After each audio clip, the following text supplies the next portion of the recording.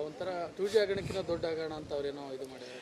ನೋಡಿ, ಅನ್ವರ್ ಮಾನ್ಪಡಿ ಅವರ ವರದಿ ಏನಿದೆ ಸ್ವತಃ BJP ಅವರೇ ತಿರಸ್ಕಾರ ಮಾಡಿದರು. 3 ಮುಖ್ಯಮಂತ್ರಿಗಳಿದ್ದರು, ಯಡಿಯೂರಪ್ಪ ಅವರು, ಶೆಟ್ಟರ್ ಅವರು, ಬೊಮ್ಮಾಯಿ ಅವರು, ಮಧ್ಯದಲ್ಲಿ ಸದಾನಂದ ಗೌಡರು ಕೂಡ ಇದ್ದರು.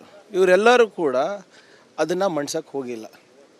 ಕಾಟಾಚಾರಕ್ಕೆ ಏನೋ ಸುಪ್ರೀಂ ಕೋರ್ಟ್ನಲ್ಲಿ ಆದೇಶ ನಡೀತಾ ಇದೆ ಅಂತ ಆ ಆ್ಯಕ್ಟ್ ತದ್ವಿರುದ್ಧವಾಗಿ ಅವ್ರು ಮಂಡಿಸಿರೋದಂತ ಕಾಂಗ್ರೆಸ್ನವರಲ್ಲ, ಮಾನ್ಪಡಿಯವರೇ ಹೇಳ್ತಾ ಇರೋದು. ಸೊ ಇದಕ್ಕೆ ಉತ್ತರ BJP ಅವರು ಕಾಂಗ್ರೆಸ್ ಹತ್ರ ಅಲ್ಲ, ಅವ್ರ ಸ್ವಂತ ಪಕ್ಷದ ಕಚೇರಿನಲ್ಲಿ ಹುಡುಕಾಟ ಮಾಡಬೇಕಾಗ್ತದೆ. ಇದರಲ್ಲಿ ಮಾನ್ಪಡಿ ರಿಪೋರ್ಟ್ ಸರಿ ಇದೆಯಾ ಇಲ್ಲ ಅಂತ ಅವರೇ ಹೇಳಬೇಕು. 4 ಲಕ್ಷ ಕೋಟಿ ರೂಪಾಯಿದ ಹಗರಣ ಅಂತ ಹೇಳ್ತಾರೆ, ಎಲ್ಲ ಕಾಂಗ್ರೆಸ್ನವ್ರು ಇದ್ದಾರೆ ಅಂತ ಹೇಳ್ತಾರೆ.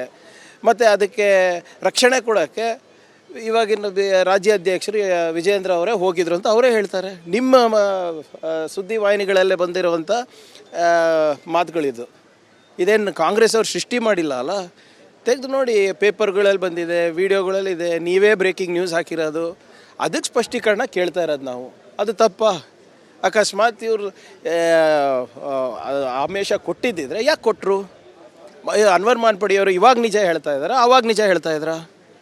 ಆಮೇಲೆ ಅವ್ರ ಸ್ವಂತ ಪಕ್ಷದವರೇ ಈ ಆರೋಪ ಮಾಡಿದಾಗ ಯಾಕೆ ಅವ್ರಿಗೆ ಪಕ್ಷದಿಂದ ಉಚ್ಚಾಟನೆ ಮಾಡಿಲ್ಲ?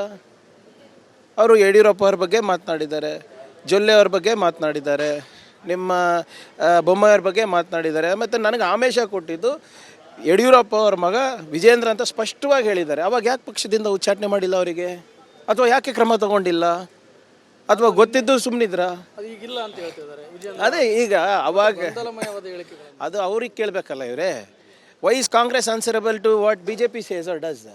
ಅವ್ರು ಹೇಳೋದಕ್ಕೆ, ಅವ್ರು ಕೇಳೋದಕ್ಕೆ ನಾವು ಯಾಕೆ ಉತ್ತರ ಕೊಡಬೇಕು? ಅವರೇ ನಮ್ಮ ಪಕ್ಷದವರ, ನಿಮ್ಮ ಪಕ್ಷದ ವಕ್ತಾರರು.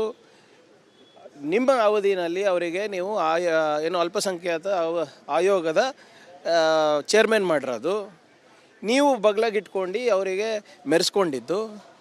ಈಗ ನಿಮ್ಮ ಬಗ್ಗೆ ಹೇಳ್ತಾ ಇದ್ದ ತಕ್ಷಣ ಅವ್ರು ನಮ್ಮವರಲ್ಲ ಅಂತ ಹೇಳತ್ತೀರಾ? ಮತ್ತು ಪಕ್ಷದಿಂದ ಯಾಕೆ ಉಚ್ಚಾಟನೆ ಮಾಡಿಲ್ಲ ಅವಾಗ? ಅಥವಾ ಏನಕ್ಕೆ ಅದ್ರ ಬಗ್ಗೆ ರಿಯಾಕ್ಟ್ ಮಾಡಿಲ್ಲ? ಅಥವಾ ಕ್ರಮ ಕೇಳಿಲ್ಲ? ಸೊ ಇದೆಲ್ಲ ಉತ್ತರ ನಮಗೆ ಕೇಳೋದು ಬಿಟ್ಟು BJP ಅವರು ಅವರ ಏನು ಸ್ವಂತ ಆಫೀಸ್ ಬೇರರ್ಸಿಗೆ, ನಾಯಕರಿಗೆ ಕೇಳಿದ್ರೆ ಗೊತ್ತಾಗುತ್ತೆ. ನಮ್ಮ ಹತ್ರ ಬಂದು ಒದರಾಡಿದ್ರೆ ಏನು ಪ್ರಯೋಜನ ಇಲ್ಲ.